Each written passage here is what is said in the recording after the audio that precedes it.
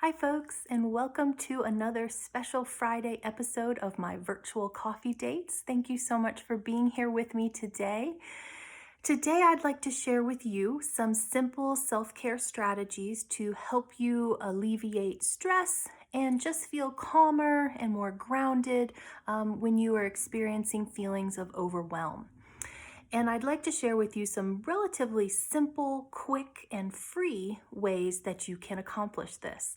Um, During tough times, especially when you're, maybe struggling with your mental health or feeling particularly overwhelmed by stress, um, self-care may feel impossible to you, and it oftentimes gets dropped from our agenda or our to-do list during times like these. But it is precisely during these times that we need self-care the most, because without it, our bodies and our minds suffer even more. So during tough times, when you're feeling particularly overwhelmed, it's a good idea to have a few simple self-care practices in your mental health toolkit that you can pull out when you need them. These should be practices that don't require a lot of effort, time, or energy, so that they're easy to implement when you are experiencing overwhelming stress, you're going through burnout, or you're just struggling with your mental health in general. So to get you started, I'd like to share with you a few ideas for strategies that have helped me in the past, as well as some research-based techniques. Now, before I get started, please keep in mind two things. First, I'm not a therapist. So nothing that I share with you in this video should be construed as professional advice or as a replacement for talking with your doctor about your health. And then second, self-care is incredibly personal. It's very individualized. So what works for me may not work for you. We also need a variety of self-care practices and techniques that we can implement depending on our circumstances. So to continue the toolkit metaphor, some days require a hammer and other days require a screwdriver. So having a variety of techniques that you can fall back upon is a good idea. So you can tailor your self-care practices to whatever you're going through. So you may have to experiment with self-care practices to determine what will work best for you. Okay, so all that being said, the first technique that I'd like to share with you is known as intentional breathing. And I use intentional instead of deep for a reason. We don't necessarily have to breathe deeply, like put a lot of effort into breathing deeply in order to get benefits from it. So I use intentional breathing. Oh, there goes my cat coughing. Excuse me for the background noise. But I use intentional because I want to stress that what you're doing is you're really paying attention to how you're breathing, and that you're being very conscious of it. So breathing with intention is one of the most accessible self-care practices that we have. It's not often that we pay close attention to how we're breathing, but taking deliberate breaths can have a very calming effect on the body. So when you're taking intentional breaths, really use your diaphragm to push your tummy out and take in lots of oxygen, which has a calming effect on the body. And another technique is also to make your exhalations longer than your inhalations. One practice that can help you do this is known as 4-7-8 breathing. And so to do this, you inhale for a count of 4, hold for a count of 7, and exhale for a count of 8. Now notice I said count and not seconds, okay? So you breathe in for a count of 4, you hold it for a count of 7, and you exhale.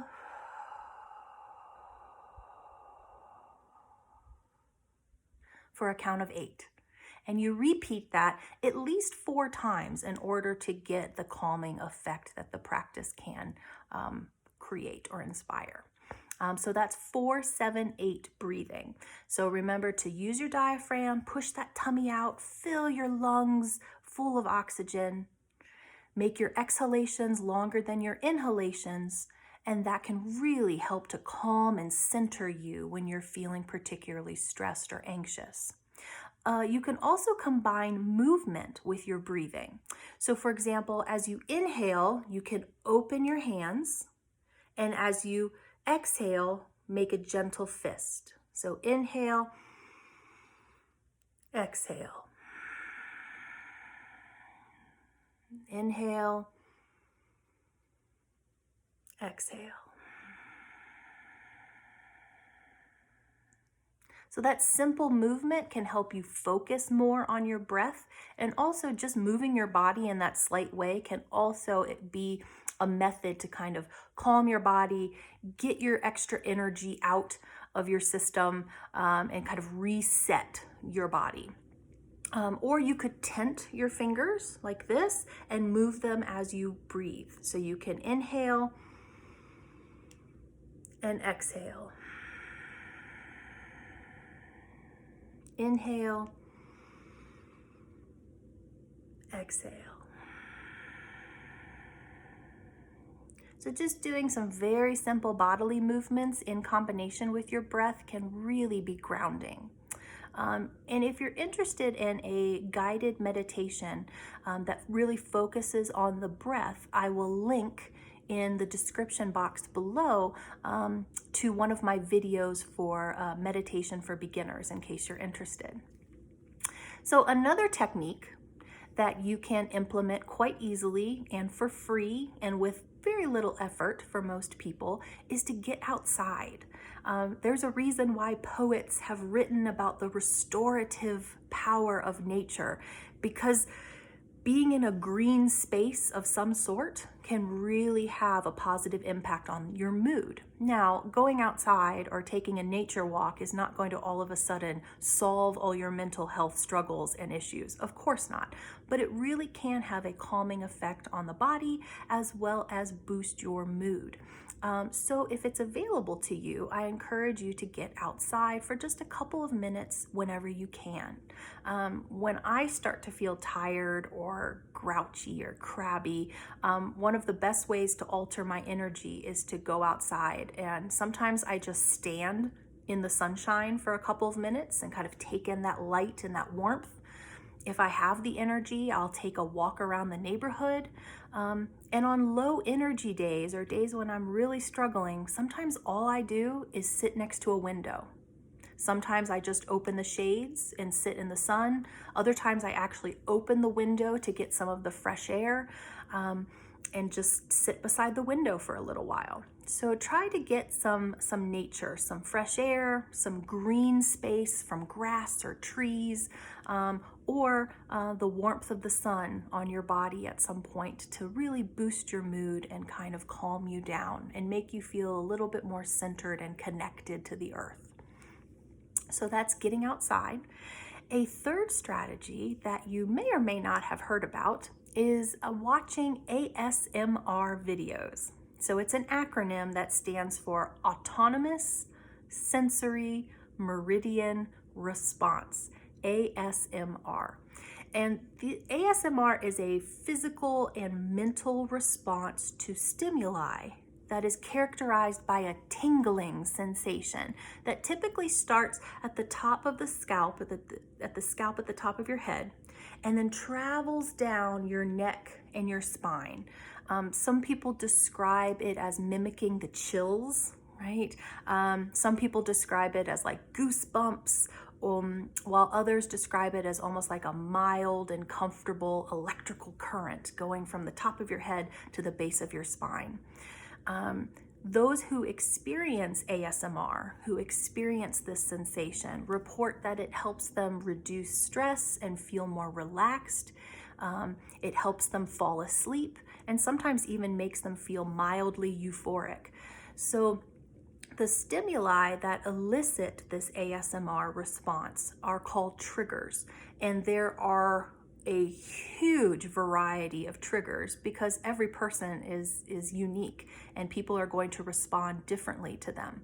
And so often these triggers are very mundane sights and sounds, such as tapping a pen on a desk, or turning magazine pages, or crinkling tissue paper, or putting on latex gloves.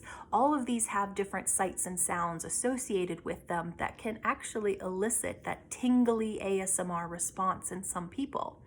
Now, ASMR triggers are intensely personal. Some sounds or sights may repulse you or just have a neutral response, and then others may actually cause that tingly ASMR response.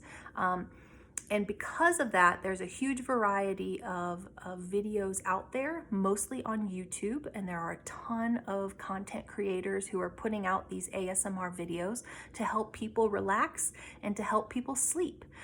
So if you'd like to learn more about ASMR, if I've piqued your curiosity, I will put in the description box below a link to a blog post that I wrote that provides all sorts of information, as well as some research-based studies that indicate that ASMR does indeed have this type of relaxing, calming effect on the body, and some suggestions for some videos and artists that you might want to check out. So that's ASMR as an option for de-stressing and practicing self-care. So fourth, another option is to practice grounding techniques. Grounding techniques are coping strategies that help reconnect us with the present and bring us out of a state of panic or extreme anxiety and distress. So when the brain experiences a threat, whether it's perceived or real, it affects our nervous system in the same way, and it activates our threat response. And so grounding techniques allow the body to calm itself so that the nervous system isn't jacked up into high gear, right? It convinces the nervous system that there's not an actual threat present. I don't need to get worked up, right? So in other words, grounding techniques can help switch off that fight or flight response.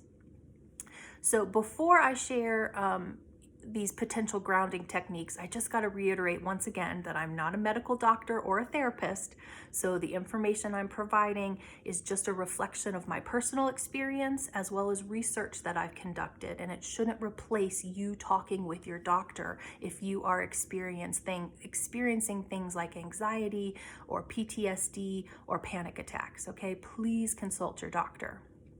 So one grounding technique that you can practice is known as earthing. And so earthing just involves getting yourself out into nature and getting skin contact with the earth.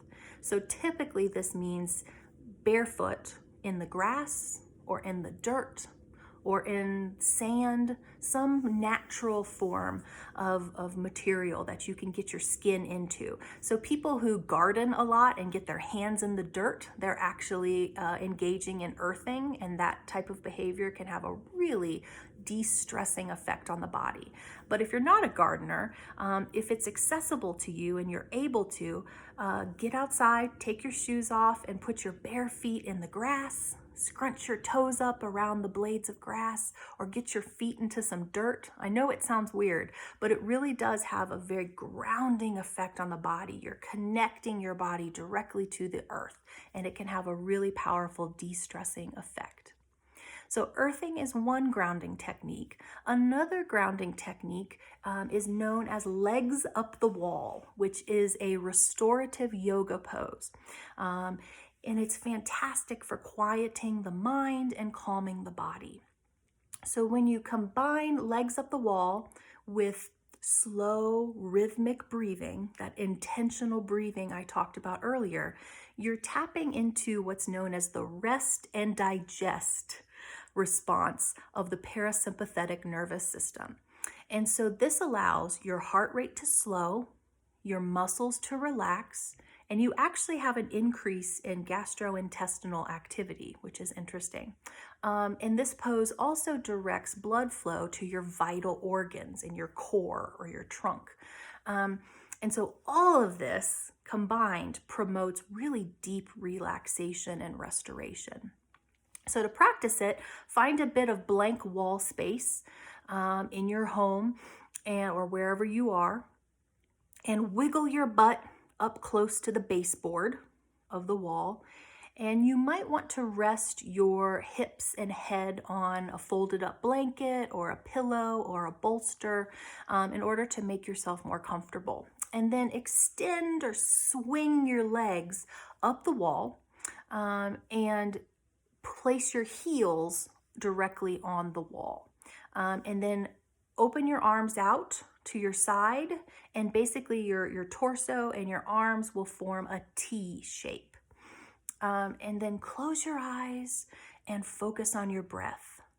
And just start for maybe 5 minutes of having your legs extended up the wall and work your way up to 15 minutes or so. And if your mind wanders while you are in this position, no worries, just acknowledge your thoughts, then let them go and bring your focus back to your intentional breathing, making those exhalations longer than the inhalations, right? If this pose is not accessible to you, have no fear. There are plenty of restorative yoga poses that can be done from sitting in chairs or by using props to stabilize you. And so there are many teachers who specialize in yoga for every body, and many of them have online videos that you can check out. I encourage you to check out in particular Amber Carnes, and I will provide a link to her website in the description below for more accessible yoga postures. So we've talked about earthing, we've talked about legs up the wall. Another grounding activity or technique is the 5 senses activity, and it's very simple, and so you can do it anytime, anywhere. Okay, so all that you do is when you're feeling particularly stressed or overwhelmed or panicked, what you do is you tune into your senses and observe your surroundings very intently, right? So what you start with is identifying 5 things that you can see in your environment. Then you move on to 4 things that you can hear, 3 things that you can touch, 2 things that you can smell, and 1 thing that you could taste. Okay, so 5 things that you can see, 4 things that you can hear, 3 things that you could touch, 2 things that you could smell, and 1 thing that you could possibly taste. And you keep doing that over and over and over again until you calm down. And what it does is it takes your mind off of the panic. It takes your mind off of what you're thinking that is causing you to feel so overwhelmed or distressed. And it really focuses your mind on those particular things in your environment. Okay, so that's the 5 senses activity, right? Another way that we can calm our bodies and practice self-care in simple, free, and efficient ways is to actually practice mindfulness in our day-to-day lives. Now, remember that mindfulness does not require us to sit in lotus position, quietly and silently meditating. That's not all that mindfulness is. Rather, you can incorporate mindful moments throughout your day. You can incorporate them into daily mundane tasks, such as making the bed or washing dishes, brushing your teeth, shampooing your hair while you're in the shower. Just these ordinary things that we engage in on a day-to-day basis, we can actually practice mindfulness during these moments. And so all you have to do is just really pay close attention to what your senses are experiencing while you engage in that task. So for example, You could really zoom in on the sound of water spraying from the shower head. What sound does that water make? And really pay attention to it. You could really focus on the minty, tingly taste of the toothpaste on your tongue as you brush your teeth. You could focus on the cool, smooth feeling of clean sheets under your hands as you make the bed. Or you could notice the fresh citrus scent of the dishwashing soap as you wash the dishes or load the dishwasher. Really take it all in. Really hone in on what those feelings are, what you're experiencing with your senses. That's practicing mindfulness. When we slow down, when we stay in the present and really focus on what we're experiencing in the moment, that's all mindfulness is. So you can practice mindfulness pretty much at any time of your day. Okay? Then another way that we can practice self-care and calm our bodies and de-stress our minds is by engaging in self-touch. So self-touch is incredibly soothing and healing. And there is a good amount of evidence that self-touch and other forms of touch therapy can help to relieve anxiety, improve immune function, reduce pain, relieve nausea, and improve sleep. So there's some promising studies that demonstrate it has these wonderful effects on the body. So remember, keep in mind, I'm not a physician, so the information I'm sharing should not replace talking to your doctor. But these are some things that have worked for me and some things that studies have demonstrated are effective for some people. So one way that you can engage in self-touch is quite literally to simply touch your body with your hands, if that's accessible to you. So for example, if you're feeling tension in a particular part of your body, I oftentimes feel tension on the left side of my neck and shoulders. I could just place my hand on that area where the tension is and really focus on what it feels like to have my hand in that spot of tension. Feel the touch, feel the warmth of my skin, and as you breathe through it, right, scan your body for sensations. And now there goes my cat sneezing. That's the problem with having pets at home when you're trying to do videos. I apologize for the background noise. But with self-touch, really feel the sensation of your skin. Really feel the warmth of that touch. And tune into the sensations that are in your body. Notice them, but don't judge them. Just observe them. That's the easiest form of self-touch. Right? Now, if it feels comfortable and accessible to you, you can engage in self-massage, right? So it's a wonderful way to relieve tension. And so I oftentimes throughout the day will engage in self-massage and just rub my tense shoulders, really focus on it. Don't do it absent-mindedly. Really focus on how it feels. Really be present in the moment. This is another opportunity for you to practice mindfulness.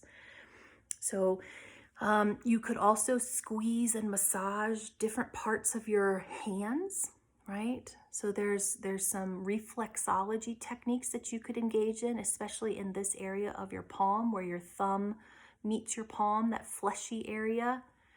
And you can pinch and gently squeeze and massage that area. That can be very calming for some people. And another self-massage technique is to focus on your jaw. We carry a lot of tension in our jaws and we don't often notice it. So we're oftentimes during the day clenching and tightening and grinding, and it really puts a lot of pressure on our jaws, which can then affect your head. It can give you headaches. It can trickle down and cause tension in your neck, shoulders, and back. So by engaging in some self-massage around your jaw, that can be very calming and can relieve a lot of tension and stress. So find your jaw bones, especially in this area where your jaw kind of connects to your ear and your neck, right in there where your jaw bones meet.